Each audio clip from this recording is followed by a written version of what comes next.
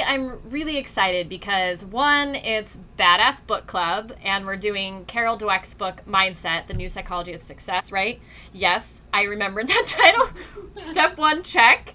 But really because my good friend Lindsay Danielson is here. She's a life and leadership coach, and she's also a host and creator of the podcast called The Art of Getting Your Shit Together, which, amen to that. We all need that, right? But yeah. We need a little bit of that in our life. And the great part about this book is, one, as coaches, we talk a lot about mindset, and that's a lot of what we talk about on the podcast in getting your shit together. Yes. But the book breaks it down in so many different ways that makes it really digestible. And She just has so many good points, and I know we're going to dive into all that. Yeah. Stuff. Yeah, and I definitely want to take some, so we have about an hour with Lindsay. I definitely want to take some time, maybe near the end or wherever it happens naturally, to look at it from that coaching expert perspective, because we both came out of the same coaching school, which is IPEC, and learned a very specific and powerful way of coaching. But man, she's speaking to the heart of what we do and what we learn to do. And even if that ends up being a conversation we are having offline, I want to have that with you at some point, because I think there's a lot of richness to add to what we already know. Yeah, and there's a lot that she even talks about where I feel like some of our, some of the methods that they taught us in school, kind of pulled from some of her models and her research too. And I'm totally sure different, different doctors and psychotherapists and all that stuff, but it's really interesting. Yeah. How cool is it that our job, isn't to be the doctor or the researcher, but to just, put their, wealth of experience and knowledge into practice for people? Yeah. There it is. I know. It's the best. It's the best. It has its own challenges, but it's sweet. Yes. Yeah. So, so I'm going to chime in every once in a while, Lindsay, because we do have some chat activity. So Mrs. Scott Evans is here. Hello. Welcome. She is my main moderator, and she's lovely. She's one of my oldest and best friends. So awesome. Welcome. Yes. So so the mindset, right? The new psychology of success. I have a bunch of notes here, and I know you do too. The main premise of the book, which is what I want to read here, she has: what are the consequences of thinking that your intelligence or personality is something you can develop, as opposed to something that is fixed or a deep-seated trait? So when she's talking about mindset, she's talking about really we all have two types of mindsets. And it's about a quality or a trait, right? So we have either a fixed mindset or a growth mindset. And we all have a mixture of both. We're probably not only one of those. So yeah, and that there are serious consequences for which mindset we're leading with and whatever we're doing. Yeah. And I think it's important to point out, as we talk about the fixed and growth mindset, is Catherine just touched on it, but we go in and out of these. We can go out of a fixed mindset or growth mindset, and we have a blend of both. Mm-hmm. And it's just which one is more prominent that we can tap into, because we can get stuck in it. And I know we're probably going to talk about it a little bit, but some triggers that take us into a fixed mindset. But when it shows up more often as a fixed mindset, it does have serious consequences. Yeah. And it really it literally can hold us back from, achieving what we want to achieve. Mm-hmm. With really terrible expectations of what things should be and who we are as a human, by labeling ourselves with whatever it could be surrounded by, whatever that fixed mindset is surrounded with. Yeah, absolutely. And I guess the only other thing I would kind of prompt this whole discussion with is, you may be, one of us might be sitting here, right? And, listening to us talk about, the fixed mindset, and, isn't it awful? And, this is how it holds you back, and, bleh, don't do that. We're life coaches. We don't want you to limit yourself, right? So that's our bias. But you may actually want to hold on to your fixed mindset for whatever reason, and that's totally fine. We're not judging you for it. You don't need to judge yourself at all. It might be serving you, and you're happy with it, and you're always at choice with all of this stuff. Yeah, so. Absolutely. But that being said, we're going to tell you about how it's terrible. Rid Yeah, yourself right. of the mindset. So yeah, the Mrs. Scott Evans is saying that sometimes it's a safe place, and that is the crux of it for sure. And we'll unpack a little bit more of why that is. So yeah, let's talk about it, right? Let's define the fixed mindset and the growth mindset. So how would you like to take a stab at that, or would you like me to? So I had a note here, and it was the growth mindset is really about believing people can develop their abilities, that it's not, we all have innate abilities, but we're able to develop them and strengthen them and take those and apply those and build skills with those abilities. Yeah. And the fixed mindset is really, I have a talent or skill, and that's it. Like I am good at something, and that kind of also ties into their level of success, their level of what they're able to achieve. I can't find the word I'm looking for right now, but it's really tied into what they're known for. And if they don't have that, then who are they? And it's just so deep within them, that deep rooted feeling of, if I'm not good at XYZ or whatever it could be, then I'm not good at anything. Yeah. I like, you went there, man. You defined it. Like, and this is why it's hard for people. Yeah. And you're absolutely right with that. Like, that's exactly, I think, what she's saying. Another way that I am looking at it is, under a growth mindset, our potential is unlimited. But under a fixed mindset, you're already fully actuated. Yes. I think I used that word correctly. I don't know. But your potential is here. It's now. There's nothing more than what you see. Yeah. So everything is carved in stone. And that goes for your intelligence. That goes for your guitar playing skills. That goes for your public speaking. It goes for absolutely everything. And like your courage, right? Like, nope, it's there, it's not there, and it's at its max power right now. There's nothing you can do to improve it. And like, we get that from our culture, from our schools and our families. Like, this is all stuff that we get from the people that raise us, like, and I mean everybody who raises us and contributes to that. So we tend to share a lot of the same fixed mindset. So I think it's really a really good example is what she uses on intelligence, right? Like, we tend to believe that intelligence is fixed, and that when you're in school, those tests, like that first test that your teacher sees of you, usually defines what your potential is. Yes. And that's like, we'll go into that, but that is like, that's not true. And science has shown that that's not true, that your intelligence like changes, and you can improve it with effort and studying and the right kind of approach to material. And the book really goes into refuting the common fixed mindsets that we all have, and specifically around intelligence, and using evidence to refute it. So if any of us are like holding on to that and like being like, oh no, but intelligence really is fixed, like you're born smart or you're born stupid, I challenge you to read the book. Right? Like, we won't get into it, but it really isn't fixed. It is something that with application grows. And that, I think it's the potential for me, that you think of it as your potential's unlimited, or it's already here and now. There's nothing else for you to do. And the way that you stated that with your potential, like, what is the potential? There's potential in everything, and I think a lot of people believe that there's potential in other things, but when they kind of go into themselves, and maybe it is their intelligence or skill or some kind of athletic ability, or whatever it is, sometimes that's hard to see for themselves, but they can see it in other people.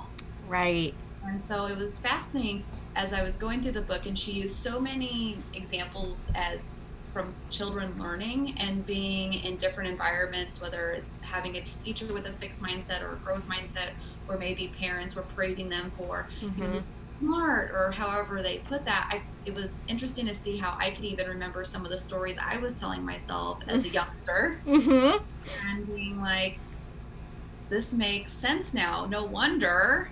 I always thought I was bad at math word problems because I was pretty much told that. My mom said, Yes. I'm always bad at word problems. I've never been good at that. And I said, well, if you're not good at it, then I'm probably not good at it. Mm-hmm. And my tests show that I'm not good at it. So I'm Yeah. never going to be good at that. And Yeah.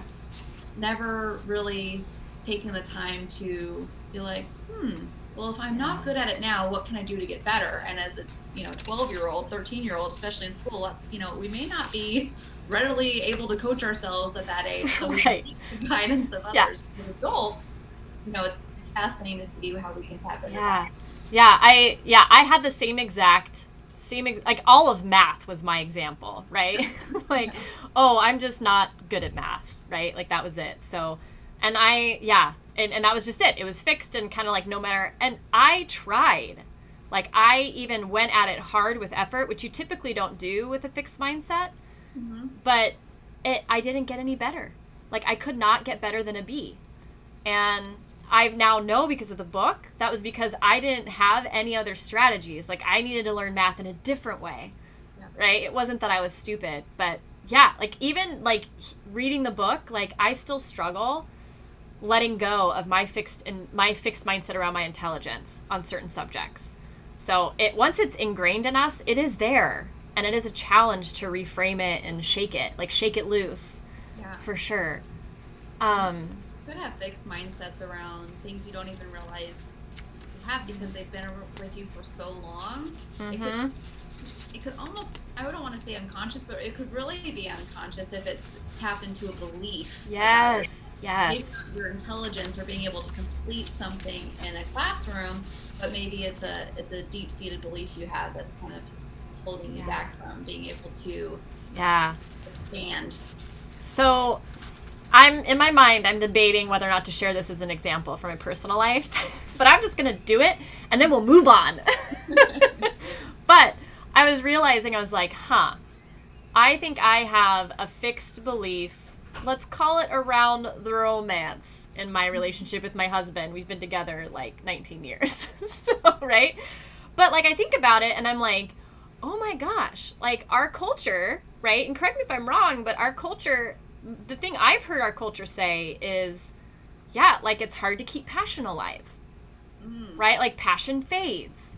And I'm just really curious now. I'm like, how much have I adopted that as a fixed mindset in my relationship? I love that. Right? Good. Because I'm like, because that sounds like a fixed mindset attitude about like sexuality or whatever, right? We have tons of them around sexuality. But yeah, so like the frontier of possibility is there for all of us when we can connect with where we're currently experiencing a fixed mindset in our lives. Because you've already set the expectation that nothing's going to change. When you get married, you can end up with a sexless marriage. Right. And have kids, throw it out the door. Yeah. And like that, I think is how like the fixed mindset is showing me as a coach how oftentimes the self-fulfilling prophecy of doom and destruction happens. Yeah. Right? And it makes sense, and it's not necessary, and I get so excited about that. And seeing the fixed mindset as an opportunity, not a problem for us, right? Like, oh, that's awesome. Like, I now have a world of possibility where there wasn't one before. Mm-hmm. Should I choose to accept it? And if you acknowledge your fixed mindset as an opportunity, that immediately puts you in a growth mindset position. Yeah, it probably does. Yes, I think it does. So one thing I want to make sure that we touch on, because I don't think we've really done enough, is like there are a lot of like research backed up consequences to having a fixed mindset that she goes into that I thought were really pretty, like they're pretty heavy. So okay. Like, I guess like the crux of it is, and I have such a hard time articulating this, but if I believe my traits are fixed, right? And I've been told that this is what I excel at. So I excel at being creative, right? For example, right? That isn't one of mine, but let's just say it is because I like it. So I excel at being creative. I all of a sudden with a fixed mindset get uber protective of my creativity, and I start to play very safe. Yes. Because all of my self-worth now is wrapped up in my creativity.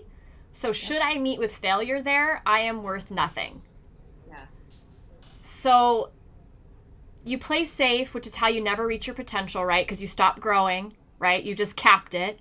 You are not open to any sort of constructive feedback because it's threatening to your identity as a good person. But like as a result of that, let me see if I can find those notes. And this is like universal for anybody in a fixed mindset about anything, right? So it's not a judgment about being a good or bad person.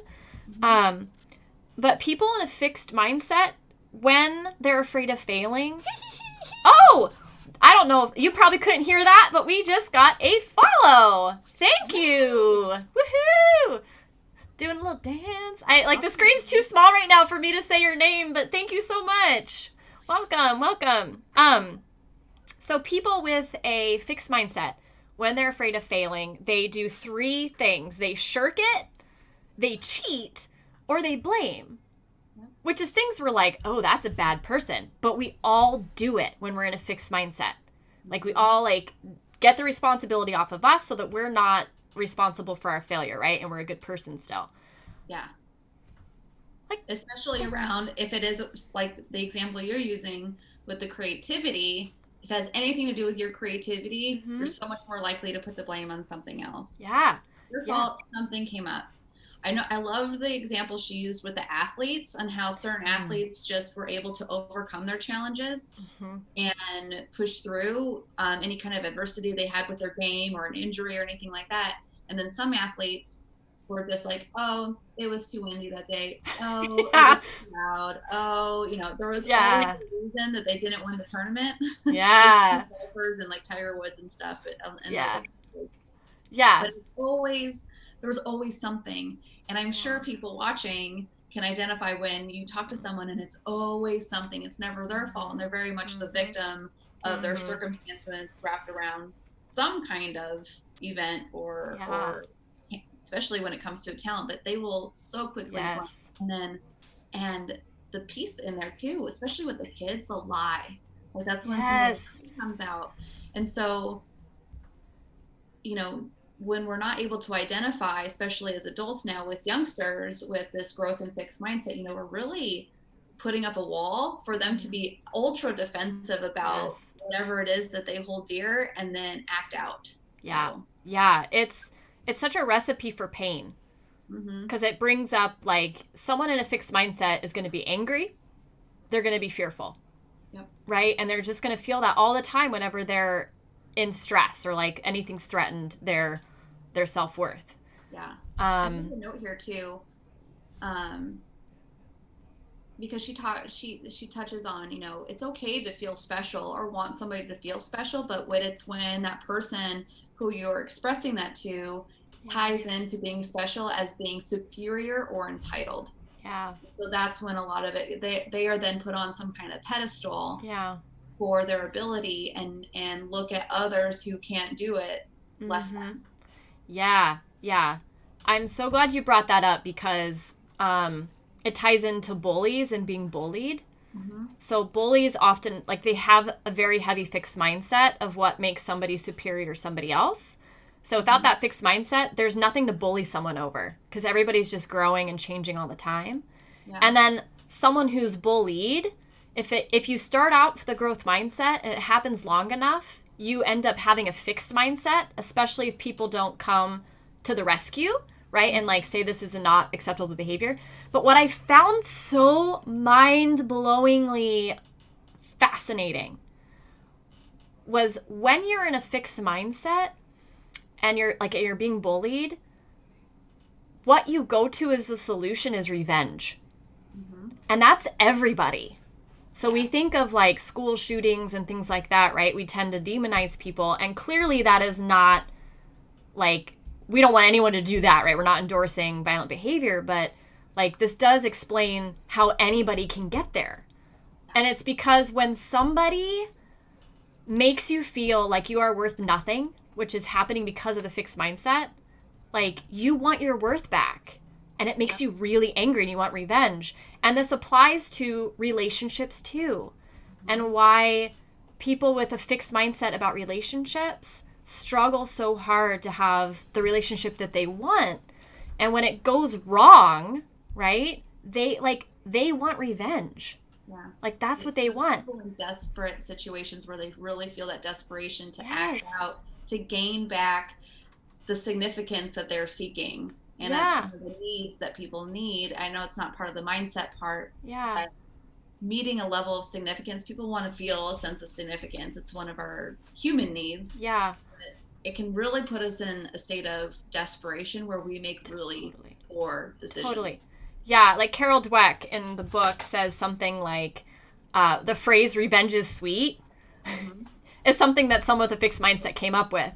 Because if you have a growth mindset in relationships and you've been really hurt or wronged, what you primarily want, and this is all research, guys, what you primarily want is forgiveness and healing, right? Like, that's just because your mindset is different. Like, that's it. That's the only difference between going after revenge for the rest of your life or forgiving and moving on and having a better relationship next time. And then for the bullying part of it, when you've been bullied, you want revenge if you're a fixed mindset. If you're in a growth mindset, like the students they studied all were thinking about how to educate the bully, right? And like help a healing thing happen. I'm checking with chat because we've got some stuff.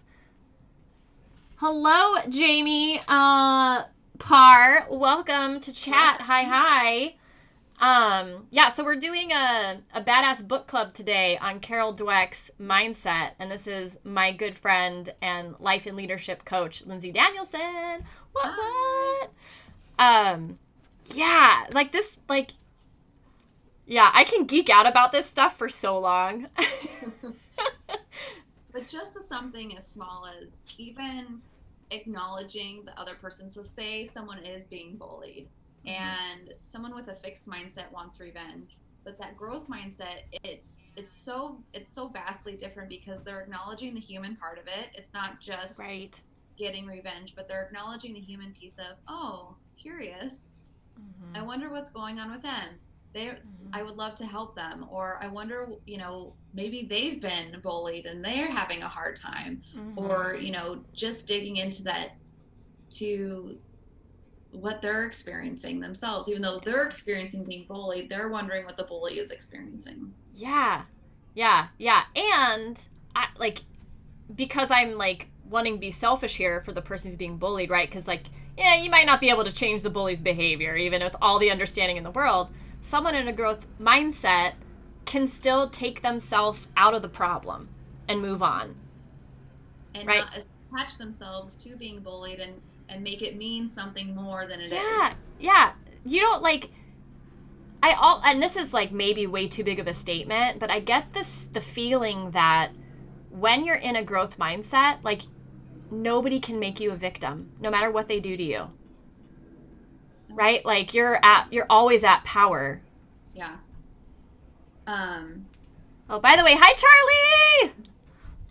Charlie's in the house. A growth versus fixed mindset is when you even just challenges. So whatever the challenge may be, a fixed mindset individual would avoid the challenge and again maybe defensive or give up on it. Yes. The growth mindset would embrace the challenge and be persistent even when setbacks are present. So even if there's a speed bump and something might give them 2 steps back, they're again remaining curious to be okay, that happened. Now what do I need to do to get to where I want to go? What is something different? And so finding those learning opportunities to make headway.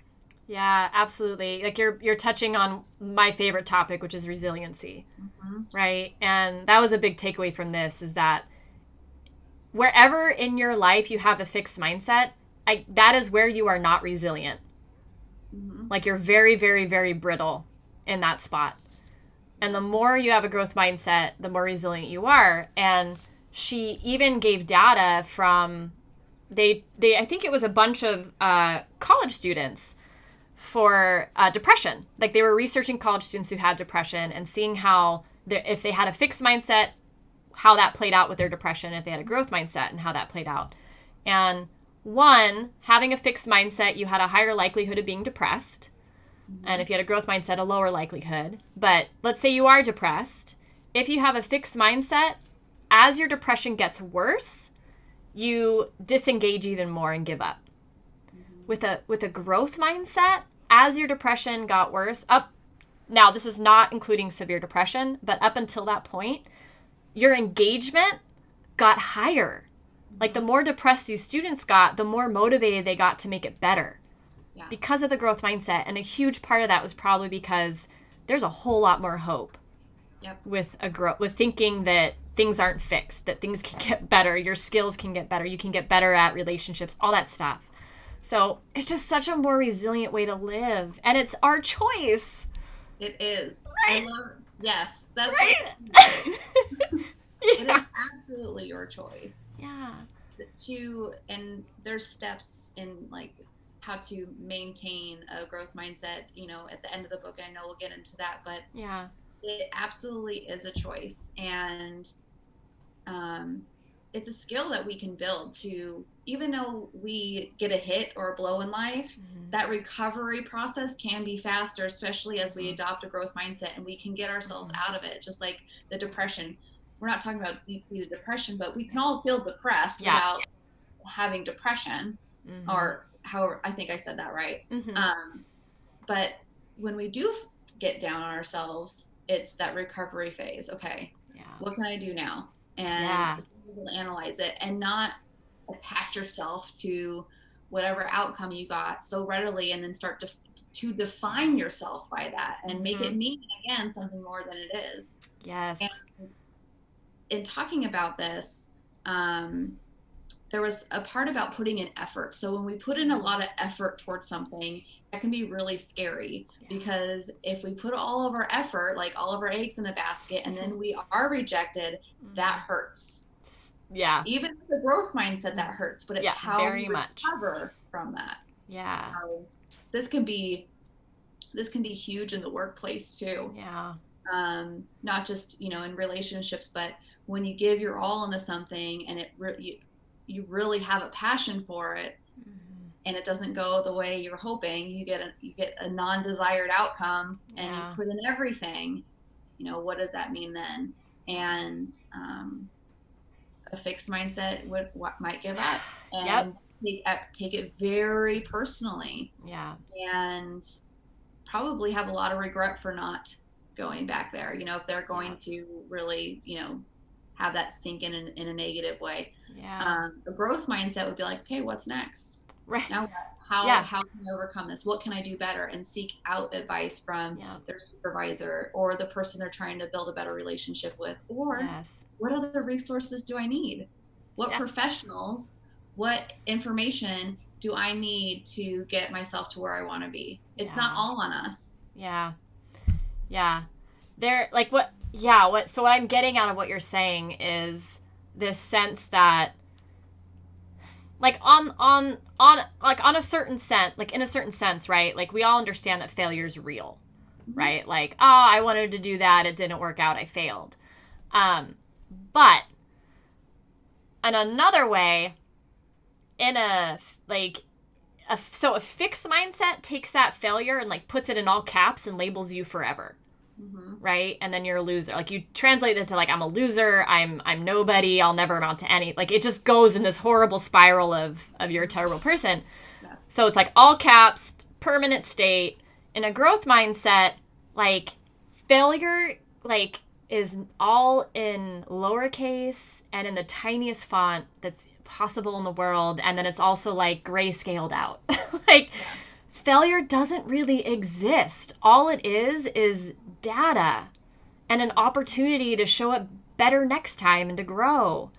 But yeah, you're absolutely right. Like there is nothing about like either of these mindsets that's going to save you from hurting, right? And it's going to save you from losing and going through the emotional pain of life.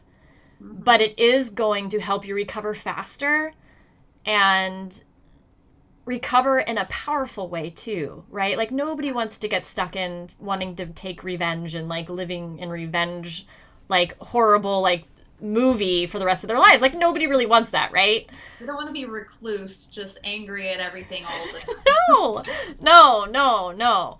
Well-being is out the door at that point. Nobody really wants that for themselves. So yeah, none of this protects you at all from the experience of life, but it does make you resilient.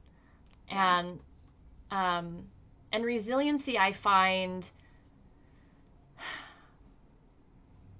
like, it's this virtuous cycle. Like, the more you get, the more you want to have, and the more courageous you get, and the more you're willing to engage fully in life and, like, live all out and love all out. Man, without the growth mindset, you can't do that. Right? And there's a sense that, like, you know, I'm like, I want to keep this secret, because if everybody had a growth mindset, like, I'd be out of a coaching job. Right? Because I feel like so much of what we do as a coach is helping people see that they're not limited. Yes. We help shift that to see what else? What is the potential? Yeah. I'm just checking with chat. Guys, I love you. I'm so happy you're here. Don't want to make you feel like I'm leaving you out in the cold of a non-responsive chat room. So, yeah. Hi, guys. This keeps coming up, and I'm like, oh, we got to talk about this part. And, like, we touched on it, but talent. I really want to, like, unpack talent, because for me, now that I've read this book, when I hear talent as a label, either myself or someone else, I go, fixed mindset. Yes. It is a huge clue that you have a fixed mindset about something if you think it takes talent. Mm-hmm. And especially as kids, hearing like, oh, you're so talented or so talented in that, you know, what does that mean? What is the meaning behind that? Mm-hmm. And, you know, people can have skills or be talented in certain things, but if that's all that they're focusing on is just this talent, and here are these other folks who don't have that same talent, and then they're put over here, and then what do these people make it mean? If these people have fixed mindsets, they're putting all kinds of labels on themselves, and then they're putting themselves on a pedestal. So it's that, and then that creates a negative environment where people are pulled away, especially if being at the workplace. Yeah. And I'm especially thinking of, you know, sports teams, kids at school, but me being a leader for so long in the corporate world, you know, if someone has a talent, and I would hear that, oh, they're so talented, or they got the talent for sales, or, you know, this talent, you know, people were put on a pedestal. Those are the people that got promotions. Those are the people that got the bonuses. When they may not even be that talented. They're just overworking all these other people and probably working long hours and, you know, 80-hour weeks, when these people are just doing their thing, and they're actually probably outperforming this person. This person's just doing way more work, way more of the time, and they're exhausted. But if they know that they're talented and that's what they're known for, that stress to maintain that is absolutely intense. So if someone says you're talented, the stress to maintain that, whether you're an athlete, you know, an academic, whatever that is so that underlying pressure can be overwhelming. Yeah. And then when you're under that pressure, you can underperform because the anxiety surrounded around that. Yes. Yeah. Like, I think of, so I, like, my 14 years as an actress comes to mind, right? Because that's, like, I was always told, like, oh, you're so talented at acting, right? Well, not always. As a kid, my brother was really mean. But as soon as I got away from making movies with him and into school, so I was always told that I'm really talented at it. And I love doing it, right? So there was that mixed into it, which kept me going a lot longer than I think I would have otherwise. But, it's like, for me, once I'm told that I'm talented at something, like, I feel special. And everybody, like, I don't know a single person who doesn't, like, want to feel special, because it makes us feel loved, and it gives, like, a flavor of meaning to our lives and all that kind of stuff. But, like, it's a trap. It is a total, like, sand trap. And so, like, as soon as I'm like, oh, this is what makes me special, I get really protective of it, and I stop taking chances, and I stop growing, right? And, like, I was so grateful for this book, because I pursued acting as a career for 14 years and almost never auditioned. Like, that's absurd. Like, how can I even say I was pursuing it as a career, right?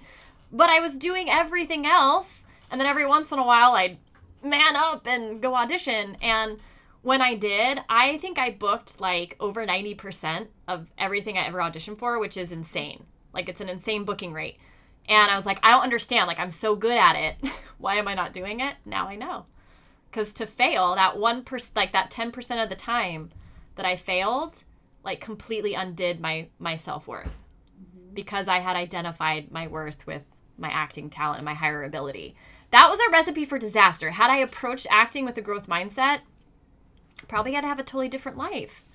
Yeah. Happy where I'm at, but man, I don't think my story is unique, right? Like, it's labeling someone as talented. And I think this goes, like, I know you're a mom, right? So you probably thought a lot about this as you were reading the book.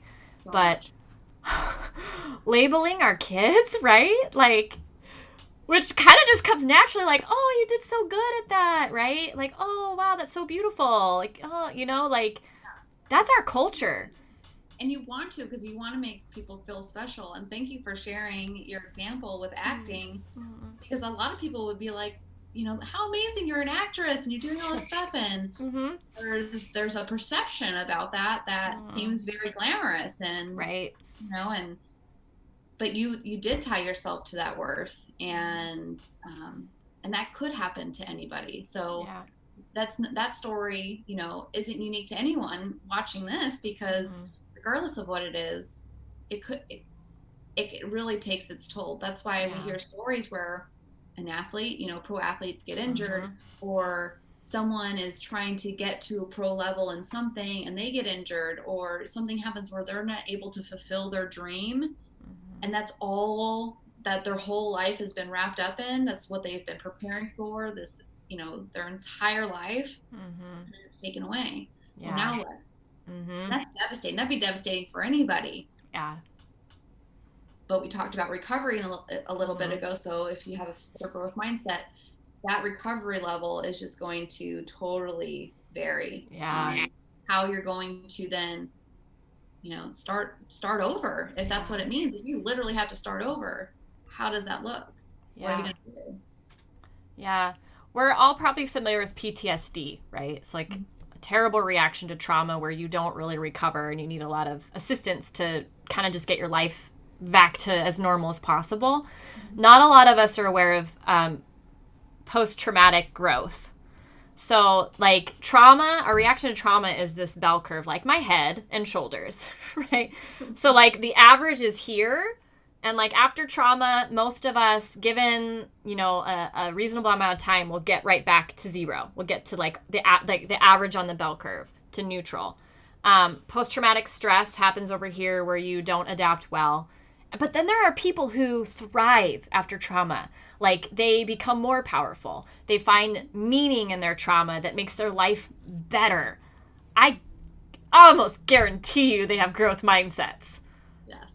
Right?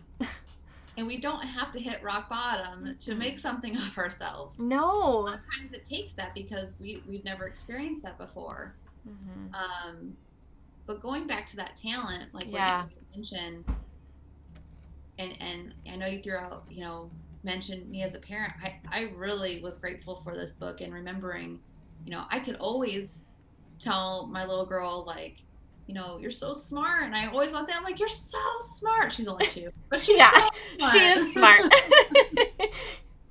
But I've been practicing this, and I text my husband. I said, I'm so proud of how eager she is to learn. That's so good. I'm trying to embrace the effort and acknowledging that and getting used to using that. So she sees, like, how do I want to say it? She knows that we see the effort. Yes. And it's not about praising everything. It's not about everyone getting a trophy. This is not that. It is praising the effort, acknowledging the effort, finding a strategy if one strategy didn't work, and acknowledging the results. Yes. And I think that was the biggest piece for me. I cannot wait to educate my husband. Yeah. I bet. I don't think he picked up on like what I was doing, but I was practicing, and I'm sure he's like, okay, honey. He's got to be used to all of this stuff since you're a life coach, right? Like you're always bringing something new to try. Yeah. It's either going to make me a better parent, it's going to just drive Avery and you absolutely crazy. Right. Maybe a little bit of both, right? I don't know. But growing up, I wish, I kind of wish that I was, like, my effort was acknowledged more. And it was like, oh, A for effort. But, you know, I was always told, oh, school comes so, or I even heard my parents, school comes so easy, Lindsay, she hardly has to try. Mm-hmm. And you know, I'm like, well, shit, I don't have to try. Totally. Like, sweet. Thanks for that. Here and there, I'm like, and my mom would just be like, you don't apply yourself very well. And I'm like, well, what does that mean? Right? So yeah. I remember hearing these messages growing up, and it really did define me through high school and even in college. I'm like, if I don't get this, you know, if this doesn't come easy to me, then, you know, this just isn't for me. Yeah. Yeah, and that is like one of that like rang loud and clear to me too out of the book. Like if you ever catch yourself saying like, oh, this is like I have to like if a fixed mindset will tell you that work means it's not a match. Mm-hmm. And that goes the biggest pitfall in relationships. Like in the fixed mindset is you're going to have the perfect partner, they're just going to get you. There's never any work required in the relationship. Sounds wonderful. Sounds realistic. Yeah, I mean, it sounds like a recipe for pain and always being disappointed, and yeah, it's just not a realistic expectation for a relationship. So it's a huge downfall of the fixed mindset in relationships. But yeah, man, like if I can remember, so like I talked about math, right, and how that I had a very fixed mindset about my math ability, but I really wanted like. I had A's in every other subject, so I was real pissed, you know? And I was like, getting a C. So I can remember giving up my lunch hour as a junior or a senior, like for months on end, to go to my math teacher's room just to get extra help. And she had told me I could. But it became very clear that she didn't care. Like, she did not reward my effort at all. And she just, like, when she would engage with me, it was like the same stuff I got in the classroom, which wasn't what I needed. But so I put in all this extra effort. I made this huge sacrifice, and nobody went along for the ride. Nobody was there to reinforce the growth mindset I was trying to build, but didn't know that's what I was doing. Had I had a guardian of some sort that could do that, man, everything could be different, right? Like, I just, like, again, I get back to this thing about we leave our potential on the table whenever we approach something with a fixed mindset. And, like, that, to me, is a non-negotiable in life. Like, I don't want to die having left any of my potential on the table. Love that. You know, like, no, like, the world needs us to show up. Like, the world needs us, all of us. They need us to be the heroes we're capable of being. And, like, to have, like, my parent or just anybody be like, yeah, Catherine, like, I can tell you really care about this. I love how hard you're willing to work for what you care about. Mm-hmm. Like, I want to please everybody. I would be like, yes, I'm going to work. I'd be off to the races. Like, that's such a gift. Such a gift. Yeah.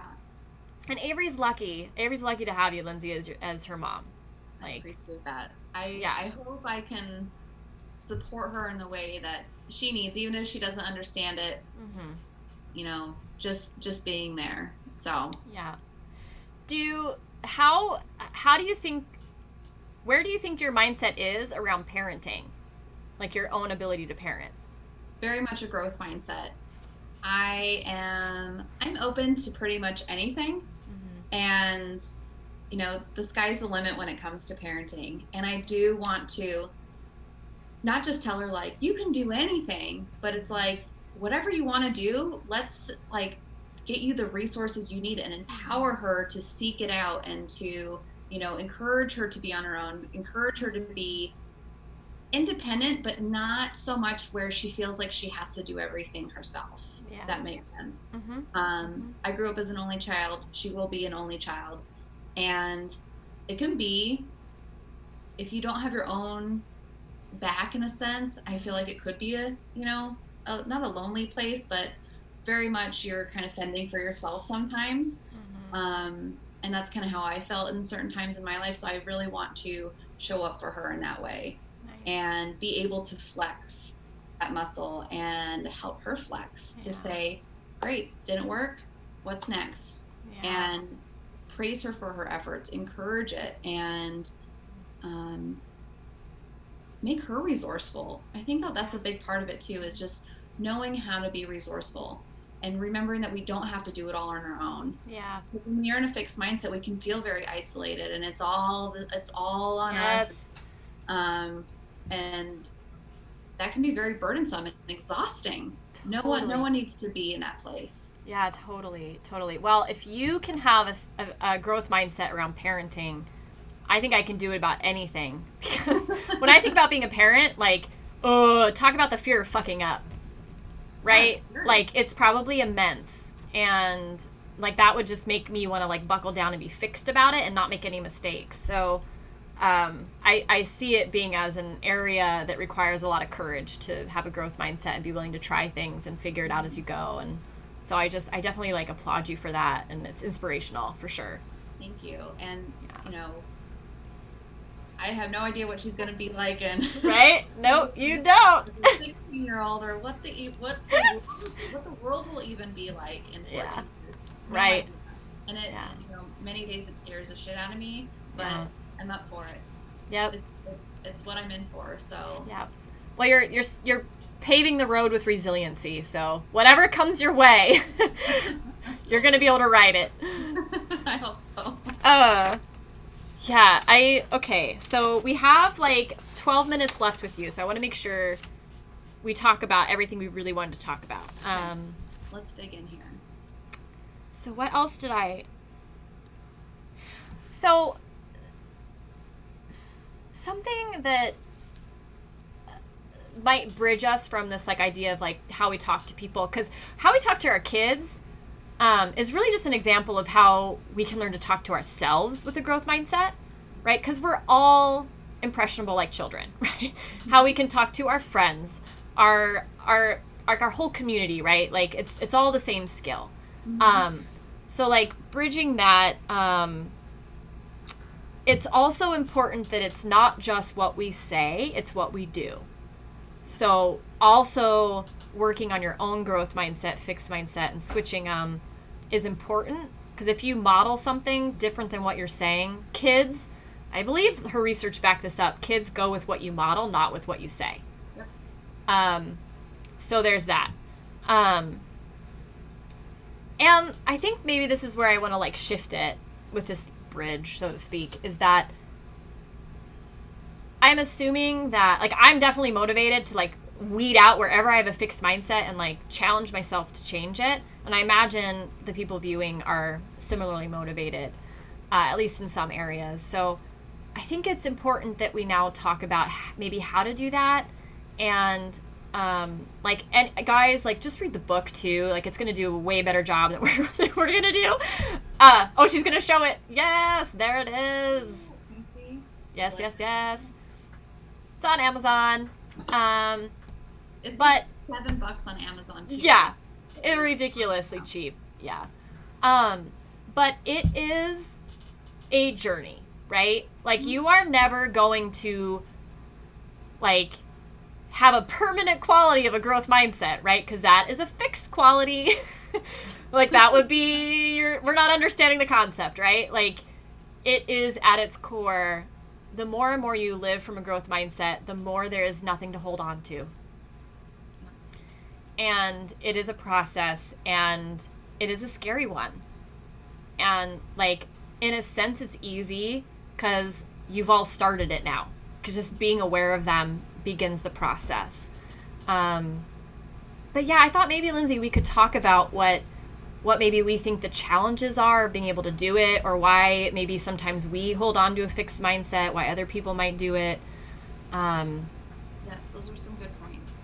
Yeah. I think one of the reasons, and it goes back to one of the ways that she describes in the book on how to maintain a growth mindset is embracing the growth mindset.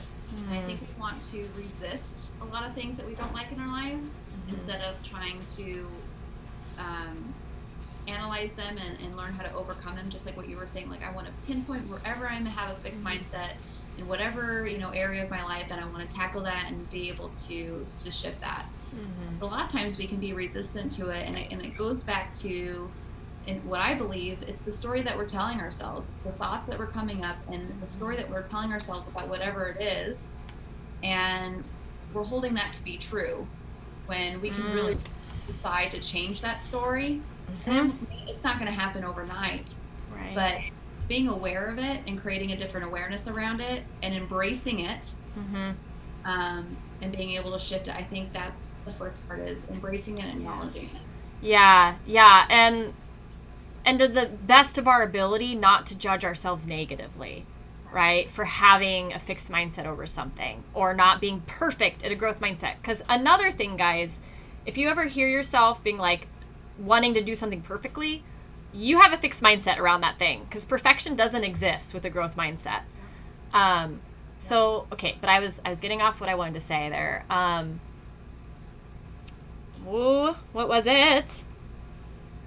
Holding on it. I know. This is not helping. This is just distracting me.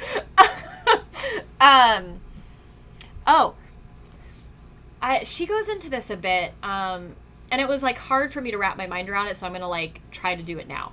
But essentially, as kids, right, we're told what we're special at, what we're talented in.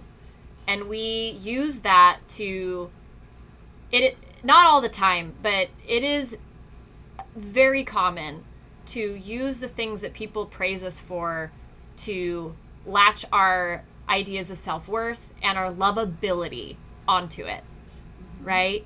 So imagine if that's true for you. And now you're trying to switch, like imagine that like your intelligence is that for you, right? Like when you're intelligent, you know you are loved and a worthy human being. Imagine that that's true. Now you're trying to move that away to a growth mindset. That means you're putting your intelligence up for up onto the chopping block, right? And it means you're going to start growing around your intelligence, which means you're going to fail. And that failure is going to tell you you're not worthy of love. You're not worthy of belonging. You're not a good person. So you're going to be going through that pain and that change. And that can be very scary. It isn't necessarily easy. It's all not true, right? Like those are just like the death throes of this old belief system. But you're going to have to experience it all, and you're going to have to listen to it all. And I think that can, like, this change is very scary because it asks us to recreate our identity on some level and to like take the seat of our worth and put it somewhere else, which is like big. It's really big. Huge. Yeah. Especially as you change and you learn new things, or you're getting uncomfortable, really getting out of your comfort zone. And I'd love to acknowledge, like, you can feel fear and be brave, and feel fear and courage at the same time to overcome. Yes. And I think one of the things that also gets in the way of obtaining a growth mindset is when we reach a new level, so to say, something that we wanted to achieve, and we're really proud of ourselves, or we feel like we've made really great progress in something. Some of you may have heard new level, new devil, but really new level, old devil. So yeah. Old triggers, the things that used to get you before, like maybe it's public speaking, maybe it's just being able to have an uncomfortable conversation, confrontation, and you have that same anxiety around it.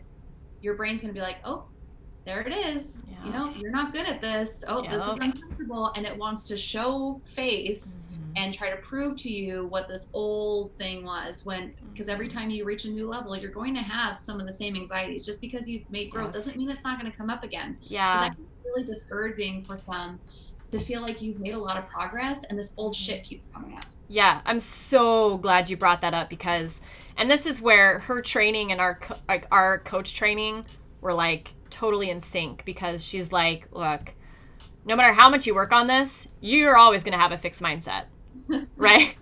It's not actually going to ever go away. It's just you need to figure out a way to take it on the journey with you as you go through the growth mindset. So one thing she recommends doing is actually naming, like making a little person out of your fixed mindset, right?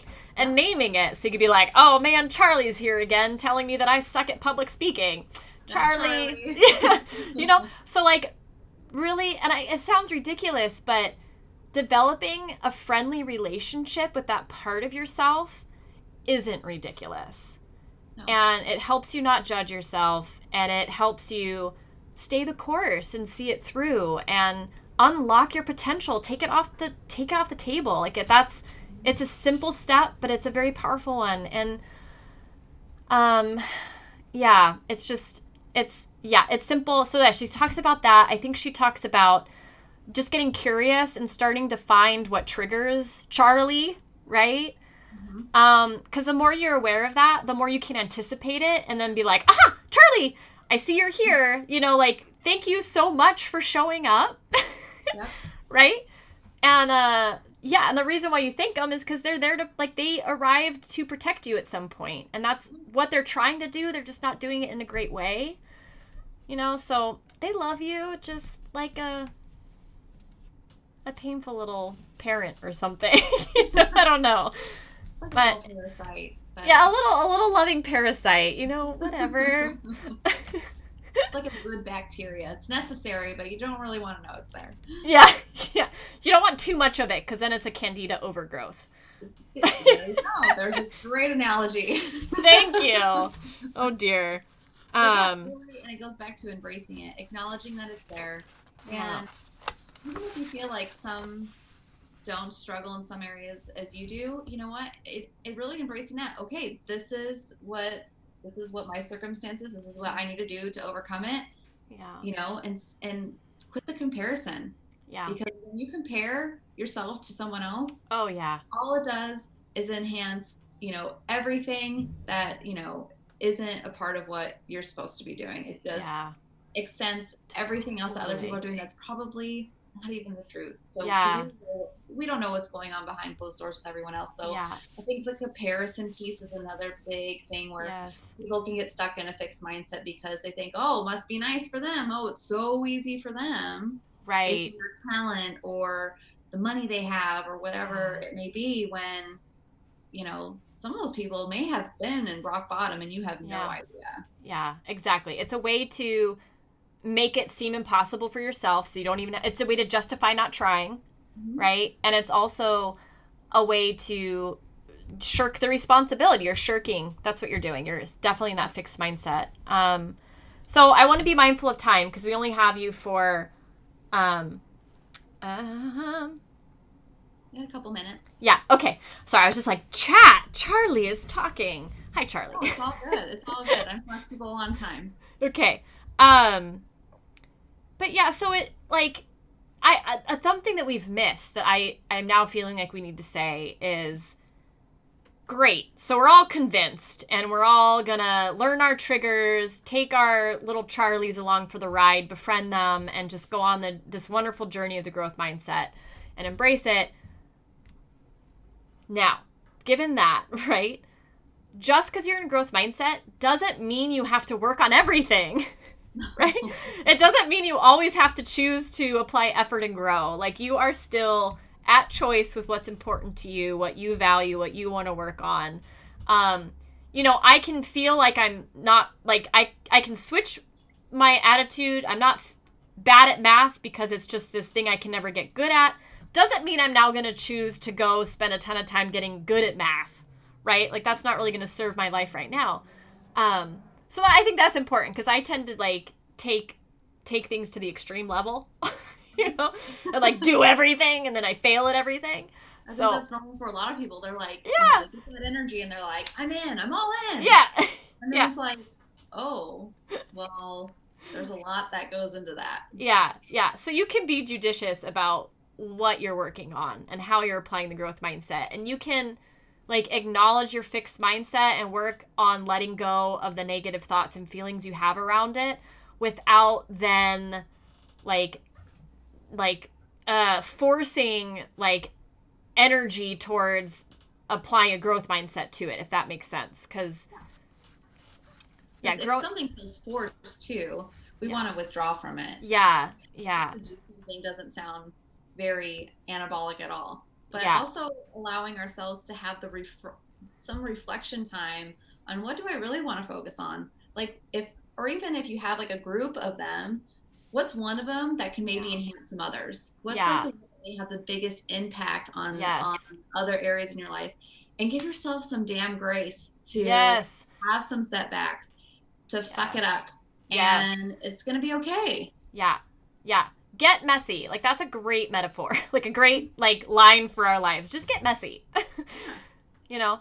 And, like, I just invite anybody and everybody, like, show up to Punch Life Back, right? And share your story. And just know that, like, in one shape or form, everybody here is doing something like this. And we're all getting messy and, like, learning resiliency by getting knocked down, right? Mm-hmm. So there's a home for us. I know your podcast, The Art of Getting Your Shit Together, is another great home. I love what you do there. So yeah, it's a great place to learn how to like accept your messiness and then get it together, you know? So yeah, there's just like none of us, like we may feel alone while we're doing this, but none of us are alone. Like there's community out there for you. And so Lindsay's going to have to go soon, guys. But if you have any questions about this stuff, just shoot it in chat. And I'll stay on longer than Lindsay can to talk about it. But I wanted to make sure that, like, I ended this, like, by pulling a quote so Carol Dweck quoted Billie Jean King. And I really thought it was, like, just a great way to wrap this up. And so Billie Jean King says, it's all about what you want to look back and say. So you can look back on your life and say, I could have been, right? Like, so polishing your unused trophies, like unused endowments like trophies. Or you can look back and say, I give my all for the things I valued. And she just challenges us to think about what we want to look back on and say, and then choose the mindset that will let us do it. So, we got a fan. Charlie's a fan of Billie Jean King. Woo woo. Yeah. And that's like what I'm saying, right? Like, do you want to die leaving your potential on the table? Like, what's your legacy? What's your legacy? And like, but this value piece, right? Like, you could apply your growth mindset to absolutely anything, right? Apply it to what you really care about. Like, start there. Yep. Right? Take it from an ex-mortician. Life is short. I love that you drop that at the end, and then you're going to leave us with that and, like, not tell us all your stories. Like, I'm going to have you back on now. Oh, the stories of the funeral home. Yeah. But life is short. Life is short. And no matter how cliche it sounds, it's the truth. And I think anyone who has experienced any kind of loss or tragedy in their life, you know, you don't want to wait till it's too late. Don't allow that to happen. Yeah. Yes. So, I don't know, Lindsay, anything else? No, I think it was amazing. I'm just thankful for you to give us this platform to chat and to visit and to share this stuff. And what a great, and you know, Catherine suggested this book and it was her idea, and I'm so grateful for it because I knew the gist of it, but I never dove into all of it, and it was well worth it. So I encourage anyone watching to do yourself the favor to read it, listen to it, however you want to digest the information. Yeah. It'll be well worth your time. So. Yeah. And like I said, you do that and you digest this and apply the growth mindset to your life. You're basically doing, I don't know, like 80% of what a life coach could do for you. Right? Like, that's huge, because life coaches, man, they're amazing, powerful people that can get you moving and shaking in life. What's one piece we didn't talk about? Accountability. Yeah, that's right. We didn't. oh yeah. Accountability in our lives. Yeah. So come back to Punch Life Back, show up to tag us, participate in our communities. But yeah, so she did. She said, once you want to do this and you're, naming your fixed mindset and doing all that kind of stuff, put a concrete plan into action with accountability. And that is something that coaches are sublimely set to do for you. But we could also do it together. We could do it in chat. You can do it for yourself. Accountability means to you. It's different for everybody. So yes. That's not a plug for us. It's just, what kind of accountability do you need? Is it just writing it down in your calendar? Yeah. Starting a gratitude journal? Whatever it means to motivate you to do the thing, do that. Yeah. Yeah. Just start small too. What's the one step you can do to start this amazing, challenging journey, right? Mm-hmm. And just begin. Yeah, start. Begin and stay connected to a community, Yes.